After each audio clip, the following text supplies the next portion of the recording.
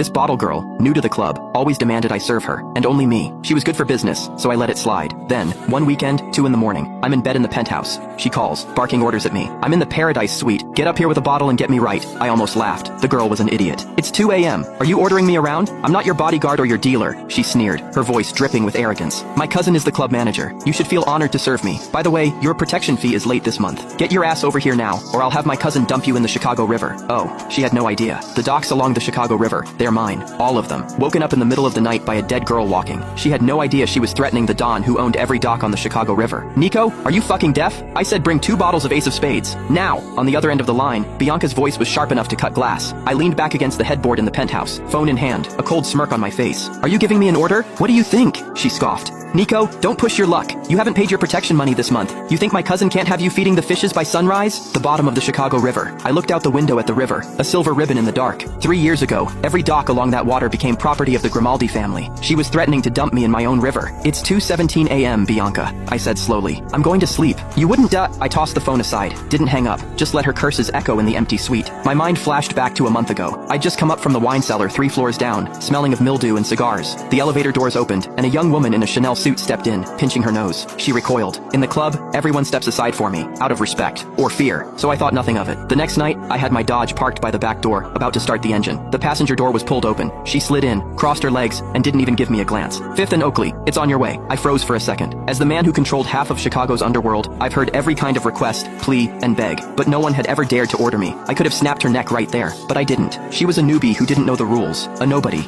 I couldn't be bothered. Besides, it was on my way. When we got to her apartment on 5th, she didn't even say thanks, just slammed the door and walked off. I figured it was a one-time thing. I was wrong. It was just the beginning. She started treating me like her personal chauffeur. First, she'd ask me to make detours to pick her up. Then she forbade me from smoking cigars in my own car. Said the smoke clashed with her expensive perfume. Last week, she was in the passenger seat, putting on bright red lipstick. In a condescending tone, she said, "Your leather seats are too hard. Go get me a cashmere cushion." Nico, you're lucky to be able to serve a woman like me. My hands tightened on the steering wheel. I watched her arrogant face in the rearview mirror. That was the first time I didn't see her as just some stupid annoyance. I saw her as a curiosity, an experiment. I became curious. What kind of world, what kind of backup, creates a creature so ignorant and so fearless? I had 100 ways to make her disappear from my world, but I didn't. A lion doesn't get angry at a yapping chihuahua. I just wanted to see how stupid she could get. I never understood how someone could take advantage of you while acting like they were doing you a favor. Now I knew. It was because the club manager was her cousin. Why aren't you talking? Are you on your way or not? Bianca's impatient voice crackled through the phone. I yawned. No, I'm going to sleep. You're on your own. With that, I hung up. The phone immediately started ringing again. The second I answered, Bianca's scream almost blew out my eardrum. You fucking hung up on me? I could hear men laughing in the background, the clinking of glasses. My cousin is right here with me. Bianca's voice was hysterical with triumph. Marco, say something to